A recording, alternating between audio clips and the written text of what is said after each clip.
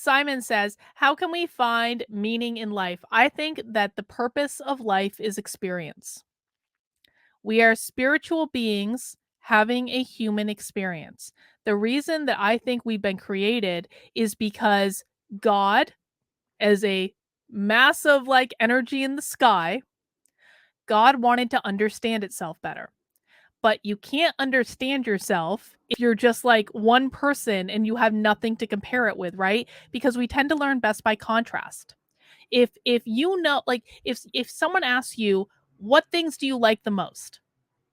What most people are going to do is they're going to think about the things that they hate the most, and that's how they're going to determine what they like the most. Okay, so it's like if someone says, oh, do you like taking warm showers? Well, yeah, but do you even understand what that means if you've never had a cold shower? You can't really understand how great a warm shower is unless you've taken a cold shower, right? Because cold showers really, really, really, really suck. They really suck. And once you take that cold shower, when your water heater breaks 3 days before your wedding, as it did, has that happened to me? When you take there, when the power goes out and like you don't have anyway, that's anyway. Um, so when you take a cold shower, you have a whole new appreciation for what a hot shower is because you have that contrast, right? If God is trying to understand itself and God has nothing to compare itself to, that's going to be a lot harder. It's going to be much harder. And so, what I think happened is that God broke itself off into billions and billions and billions of little pieces and sent, because God is infinite, right? It's an infinite amount of energy, and sent itself all over the universe to have those little bits of pieces have experiences in which they could interact with each other and learn about different types of experiences, different types of emotions. That can only happen when there's more than one, right? And so I think that the purpose of life, what we're supposed to be doing here, how we can find meaning, is that our purpose is to experience. It's to experience everything. It's to experience good. It's to experience bad. It's to experience the most extreme of good and the most extreme of bad. Because the more of the most extreme bad we experience, the more we're going to appreciate the good. The more that we are going, and actually, by the way, our greatest spiritual development tends to come when we experience negative things. It's called the dark night of the soul.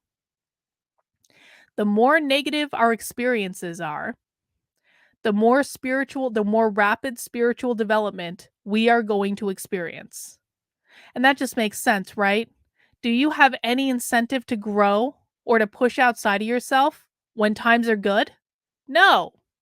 So like in going back to that tweet that got me in so much trouble, like why would people choose to be in the Holocaust? Why would people choose to die in one of the most horrific things has ever happened? Well, they made that choice before they were human. They made that choice when they were spirit. They made that choice when they knew there was no such thing as death. They made that choice because it led to probably a lot of rapid spiritual development.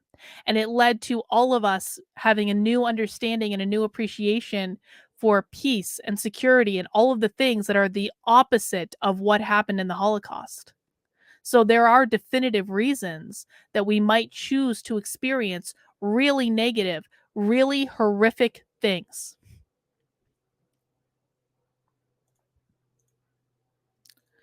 Say just blocking someone that's being problematic in the chat after he got a warning, not blocking willy-nilly. He got a warning and he continued to be a douche. So that's why what I think the meaning of life is it's to experience whatever we choose to experience. Joseph Jonathan says, what kind of legacy do you want to leave when you're gone? How would you like to be remembered? Oh God.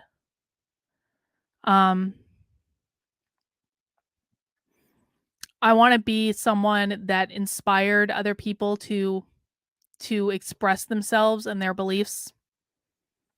I want to be someone that inspired other people to know that it was okay to change your mind. I want to be an example of I want to live an unapologetically authentic experience. I want to leave a record of living an unapologetically authentic experience because I think that I think that too many people are I think that people are too influenced by, what they feel like they should be doing, or image, or being an influencer, or status, or any of these things. I don't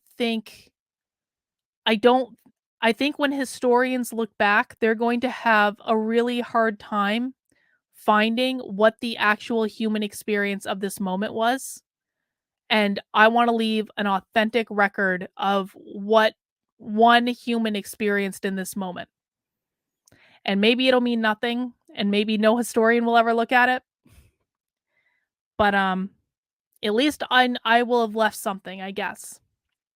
And if I can inspire people along the way, if I can serve people, if I can help people to lead a better, more empowered life, to know what they're truly capable of, to know that you don't need to be like the most perfect looking person in the world or the smartest person in the world in order to positively impact the lives of other people,